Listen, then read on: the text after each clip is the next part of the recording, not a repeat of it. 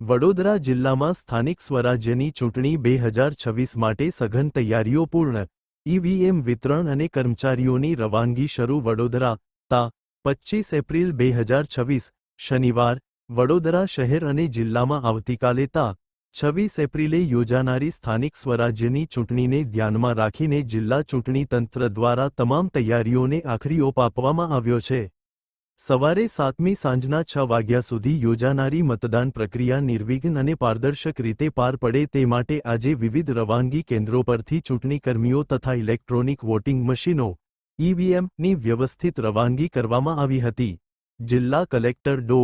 અનિલ ધામેલિયા દ્વારા શહેર અને જિલ્લાના અનેક ડિસ્પેચિંગ સેન્ટરોની મુલાકાત લઈ સમગ્ર વ્યવસ્થાનું નિરીક્ષણ કરવામાં આવ્યું હતું.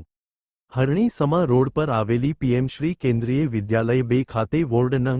4, 5 અને 6 માટે ઊભા કરાયેલા રવાનગી કેન્દ્રમાં તેમણે ચૂંટણીકર્મીઓ માટેની સુવિધાઓની સમીક્ષા કરી હતી. ચૂંટણી સામગ્રીનું વિતરણ રવાનગી કેન્દ્રો પર પ્રિસાઇડિંગ ઓફિસર અને પોલિંગ સ્ટાફને ઈવીએમ મશીન, મતદાર યાદી, મતદાન કુટીર, અવિલોપ્ય શાહી, વિવિધ વૈધાનિક તથા બિન-વૈધાનિક કવર્સ અને જરૂરી સ્ટેશનરીનું વિતરણ કરવામાં આવ્યું હતું. તમામ સામગ્રીની ઝીણવટપૂર્વક ચકાસણી કર્યા બાદ ટીમોને તેમના ફાળવાયેલા મતદાન મથકો તરફ રવાના કરવામાં આવ્યા હતા.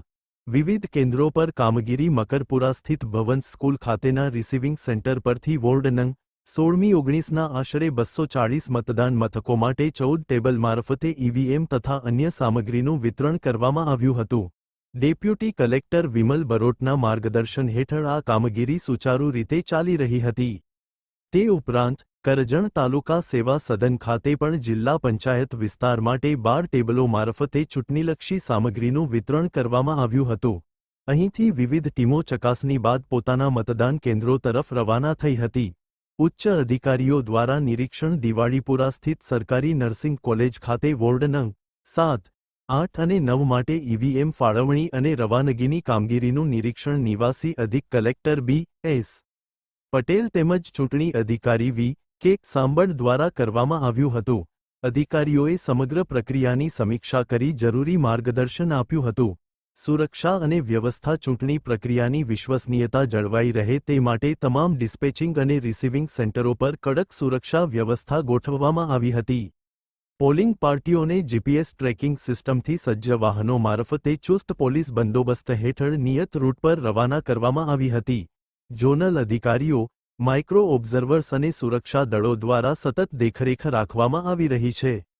સમગ્ર જિલ્લામાં આયોજન. વડોદરા જિલ્લામાં કુલ 18 ડિસ્પેચિંગ રિસીવિંગ સેન્ટરો મારફતે ચૂંટણી સામગ્રીનું વિતરણ કરવામાં આવ્યું છે, જ્યારે શહેર, નગરપાલિકા અને તાલુકા સ્તરે મળીને કુલ 34 સ્થળોએથી ઈવીએમ ફાળવણી અને રવાનગીની કામગીરી સુવ્યવસ્થિત રીતે પૂર્ણ કરવામાં આવી છે. જિલ્લા ચૂંટણી તંત્ર દ્વારા મુક્ત, નિષ્પક્ષ અને શાંતિપૂર્ણ મતદાન સુનિશ્ચિત કરવા માટે તમામ પ્રકારની પૂર્વ તૈયારીઓ પૂર્ણ કરી દેવામાં આવી છે. હવે આવતીકાલે મતદારો ઉત્સાહભેર મતાધિકારનો ઉપયોગ કરશે તેવી અપેક્ષા વ્યક્ત કરવામાં આવી રહી છે.